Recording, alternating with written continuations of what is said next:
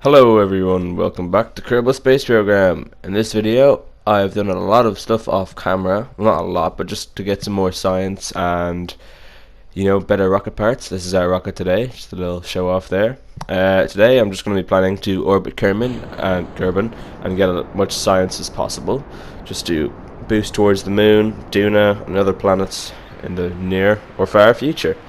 So, liftoff has already taken place, as you can see.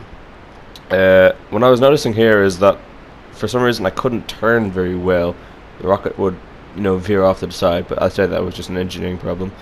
I love that effect of the drag going through the atmosphere. I always found that very cool. And somehow my boosters exploded, and my rocket looks like it's on fire, but we do survive. Bob Kerbin will be our astronaut today. You can see him there in the corner. He's a scientist, so he can reuse certain science experiments. So once you use them, if you don't have a scientist, you can't do them again. But since Bob is a scientist, he can reset the experiment and do the experiment again. Just to get as much science as possible. I was planning on doing a big burn to get as far as possible to get more new and more science, but that didn't work out as well. So I just kind of picked a maybe medium Earth orbit around Kerbin. Which we are beginning to start now. This is the biggest burn of the video, which is, not very long, but it's still big enough anyway. So now I'm just going to be time warping to my perfect zone. So I've watched a few tutorials, and they've all said that you should start your burn half time before. So if your burn says, if it's a 1 minute burn time, you should start 30 seconds before, just to, make sure you hit your burn and don't miss it. Just looks like a very good rocket today. The fins are just for stability and maneuvering. I don't see how they would work in space, but they do.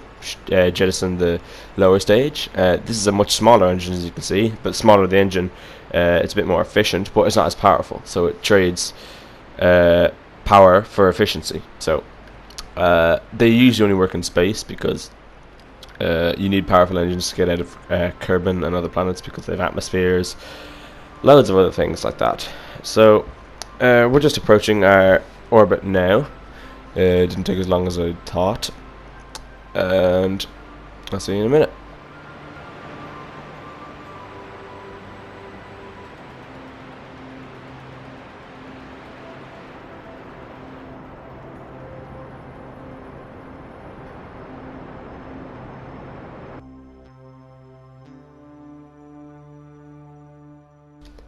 So now we have completed the first part of our orbit borne. Now we're just going to be circularizing it to make it a much easier thing to do. The more circular your orbit is, the obviously easier it is to maneuver. Because if you have a big wonky orbit, you might get affected by anything flying through the space. So we're just going to time the speed up just to get there. And sadly, as you just see in a minute now, I missed my orbit time. So I'm going to have to do a whole another loop around the planet to get there again. So it's good it doesn't take too long, so I just time skip because I do not want to have to wait 40 minutes to orbit the planet. So let's just start going around again. So today's mission obviously is just to get as much science as possible, and then we can finally build bigger, powerful, faster rockets. Aiming to start heading to the moon soon, or higher orbit Kerbin orbits, and even maybe flyby or an orbit of the moon. Not landing just yet because I don't have any landing gear like landing legs or stuff like that. Most efficient engines. So now our orbit is finally circularized. So I just want to get into the light side of this planet because it's a bit annoying to stay in the dark the whole time. And here we are. Now I'm trying to get all the science that I have as possible. So this is like a storage compartment where I store Mr. Goo, atmosphere, sensors. I actually get a lot of science off this just because I'm so high in the atmosphere.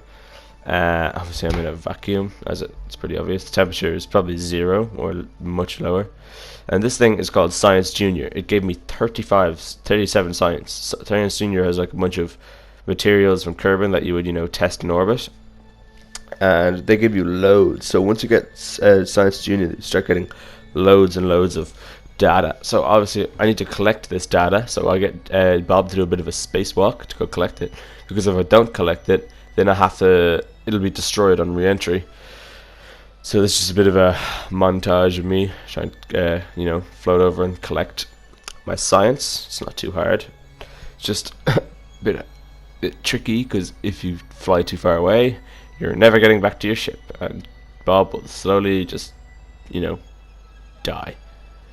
We collected the goo just there, and I think I just need to get temperature and then atmospheric pressure.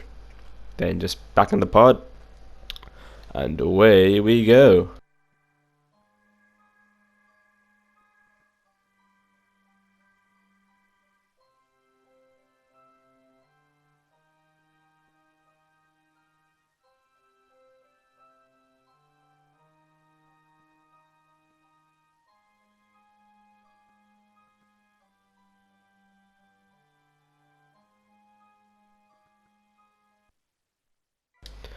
Now here we're starting our deorbit burn, so I'm just going to, it's a very actually short burn. I've said born about 3 times now. I can't English at all. Born.